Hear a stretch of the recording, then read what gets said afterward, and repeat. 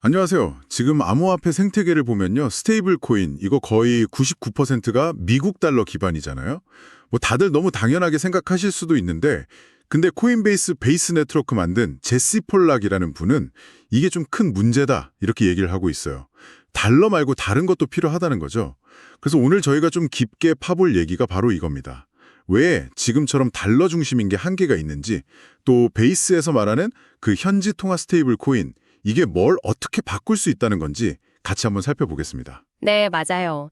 이게 단순히 뭐 달러 대신 다른 걸 쓰자 이런 차원을 넘어서요. 그 현지 통화 스테이블 코인들이 진짜 우리 생활 속에서 어떻게 좀 유용하게 쓰일 수 있을까? 그러니까 진짜 유틸리티죠. 그걸 만들어낼 수 있을지에 좀 초점을 맞춰봐야 할 것 같아요.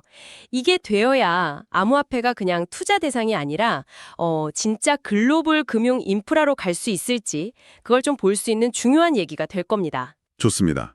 그럼 이번 이야기를 통해서 여러분께서도 왜 달러 말고 다른 스테이블 코인 얘기가 나오는지, 베이스는 여기서 뭘 하려는 건지, 또 이게 앞으로 우리 금융생활이랑 어떻게 연결될 수 있을지 이해하시는데 좀 도움이 됐으면 좋겠습니다. 자, 그럼 한번 시작해 볼까요? 일단 지금 상황부터 좀 짚어보죠. 왜 이렇게 달러 스테이블 코인이 압도적인지, 근데 그게 뭐가 문제인지, 뭐 USDT, USDC 이런 거 너무 익숙하잖아요. 그렇죠. 달러에 딱 고정돼서 변동성 피하고 거래하기 편하게 만든 거. 근데 제시 폴락은 왜 이게 문제라고 할까요? 핵심은 그거 같아요. 현실 세계 경제랑 좀 다르다는 거, 괴리가 있다는 거죠. 예를 들어서 전 세계 중앙은행들이 갖고 있는 외환 보유고 있잖아요. 그걸 보면 달러 비중이 한 60% 정도 돼요. 제일 많긴 하네요. 네, 제일 많죠. 근데 나머지 40%는 유로, 엔화, 파운드, 위안화, 뭐 이런 다른 주요 통화들이 차지하고 있거든요. 이게 다 실질 경제에서는 엄청 중요하게 쓰여요. 무역이나 투자 같은 데서요. 그런데 말이죠. 암호화폐 쪽으로 와보면 이 40%가 거의 뭐 존재감이 없어요. 거의 다 달러 기반이군요. 네, 거의 다 달러 스테이블 코인인 거죠. 바로 이 점이 암호화폐가 진짜로 만들고 싶어하는 그 국경 없는 금융혁신에 좀 발목을 잡는 부분이라는 거예요. 예를 들어 볼까요? 만약에 인도네시아나 브라질에 사는 분이 암호화폐로 뭐 해외 송금을 하거나 아니면 온라인에서 뭘 사려고 해요. 그러면 대부분 일단 자기 나라 돈, 루피아나 헤아를 달러 스테이블 코인으로 바꿔야 하거든요. 그렇죠. 환전 과정이 꼭 필요하겠네요. 맞아요. 그럼 거기서 수수료도 들고 또 환율 바뀌는 위험도 있고 결국 자기 나라 돈으로 바로 참여하기가 좀 불편하고 어려워지는 거죠. 그렇군요.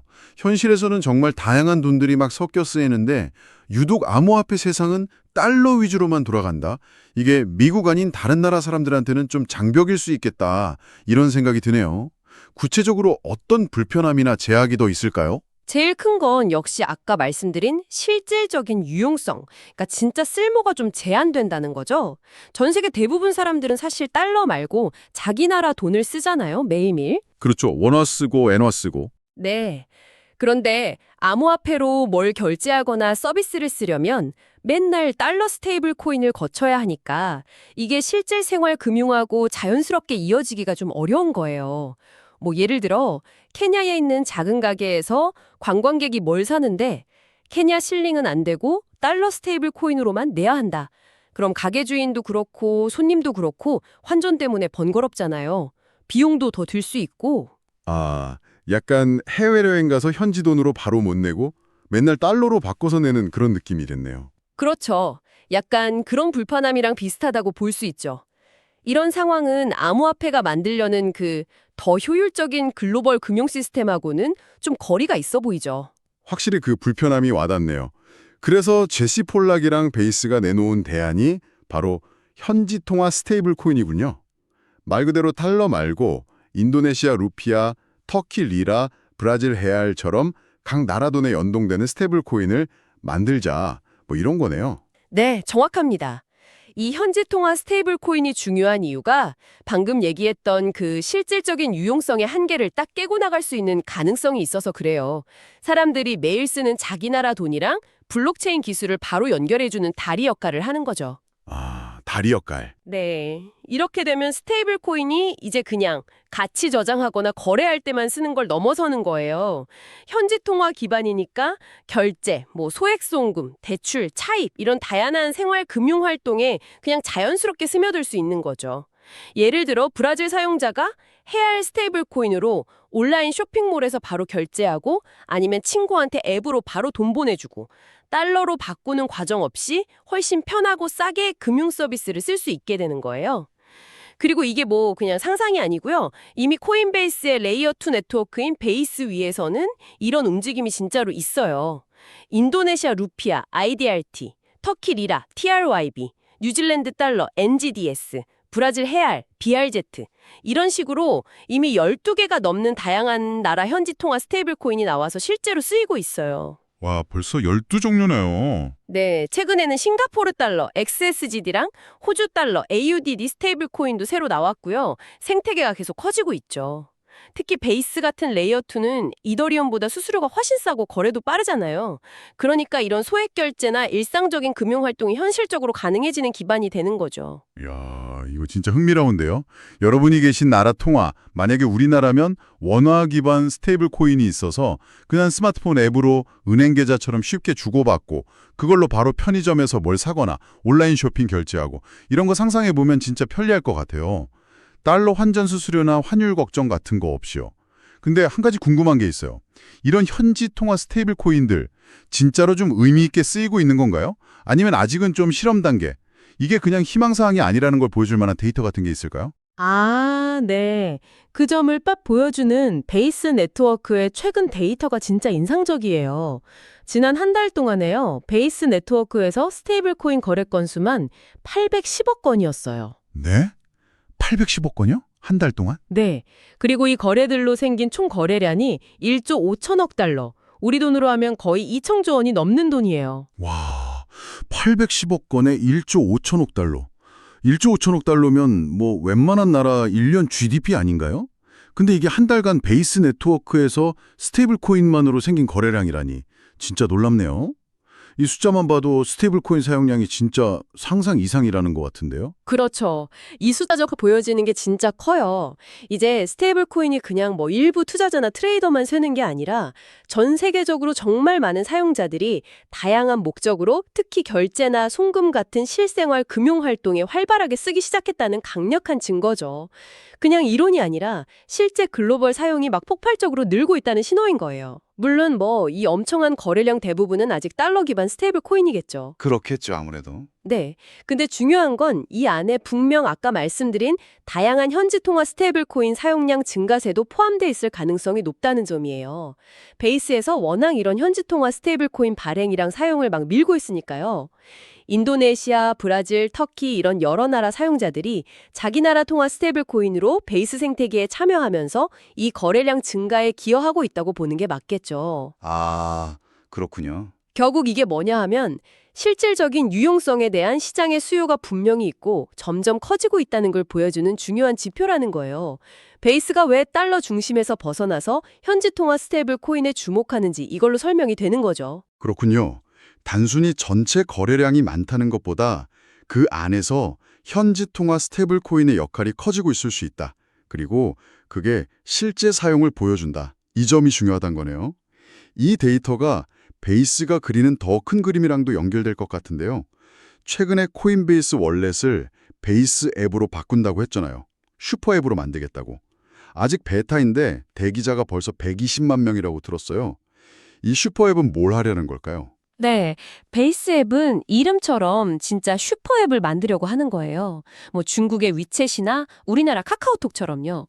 사용자들이 그냥 앱 하나 안에서 소셜 활동, 그러니까 친구들이랑 메시지 주고받고 그룹 활동하고 또 현지 통화 스테이블 코인으로 쉽게 송금하고 결제하는 금융 기능, 그리고 필요하면 다른 암호화폐 거래하는 트레이딩 기능까지 다 합치려는 거죠. 아, 하나로 다 되게. 네, 사용자들이 암호화폐 쓰려고 앱 여러 개 왔다 갔다 할 필요 없이 그냥 베이스 앱 하나로 소통, 금융, 거래 다 해결할 수 있게 그런 통합적인 경험을 주려는 거예요.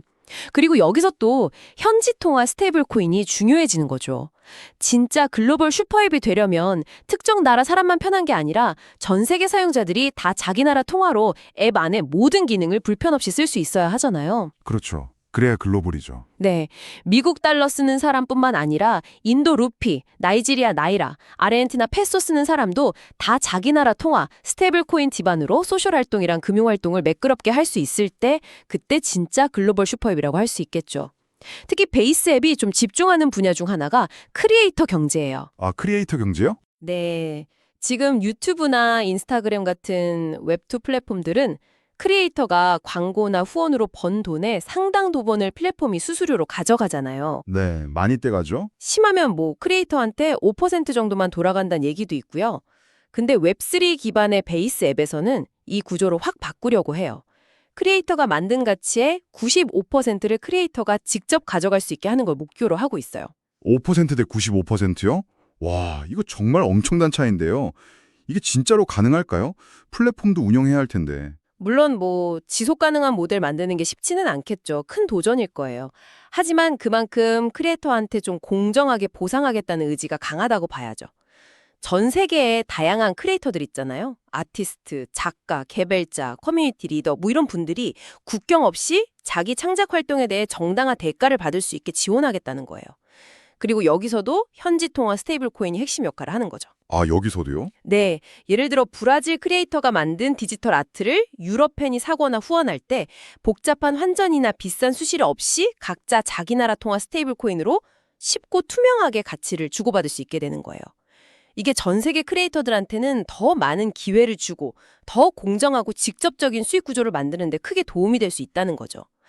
과연 이런 웹3 모델이 기존 플랫폼 중심의 크리에이터 경제를 어떻게 바꿀지 이것도 진짜 재밌는 포인트가 될 거예요. 네, 오늘 저희는 암호화폐 생태계가 왜 달러 중심에서 좀 벗어날 필요가 있는지, 그리고 그 대안으로 나오는 다양한 현지 통화 스테이블 코인이 왜 중요한지에 대해 제시 폴락과 베이스의 얘기를 통해 좀 깊게 살펴봤습니다. 핵심은 그냥 여러 종류 돈을 블록체인에 올리는 게 아니라 그게 사용자들한테 진짜 실질적인 쓸모, 즉 실제 생활에서 쓰임새를 만들어내는 데 있다는 걸 확실히 알 수 있었네요. 맞습니다. 달러가 지배하는 지금 시대를 넘어서 각 나라의 현지 통화 스테이블 코인이 활성화되고 진짜 일상적인 금융 도구로 자리 잡는 미래를 한번 생각해 볼 수 있을 것 같아요. 그렇게만 된다면 이건 그냥 기술 발전 그 이상이에요. 그동안 투기나 자산 증식, 약간 이런 이미지에 좀 갇혀있던 암호화폐 기술이 드디어 전 세계 사람들 실제 생활 깊숙이 파고드는 금융 인프라로서 기능할 수 있는 가능성을 보여주는 거죠. 금융 인프라로서요? 네, 이게 진짜 글로벌 암호화폐 경제를 여는 열쇠가 될 수 있다고 봐요.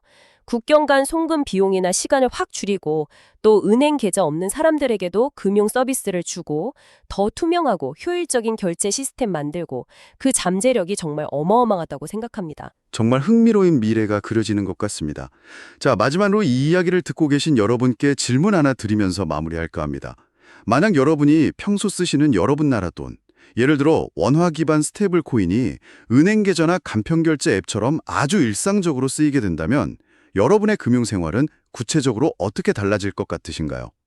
더 나아가서 이런 변화가 국가 간의 경제관계나 글로벌 금융 시스템 전체에는 또 어떤 영향을 미치게 될까요? 오늘 저희가 나눈 이야기들을 바탕으로 한번 자유롭게 상상해 보시면 좋겠습니다.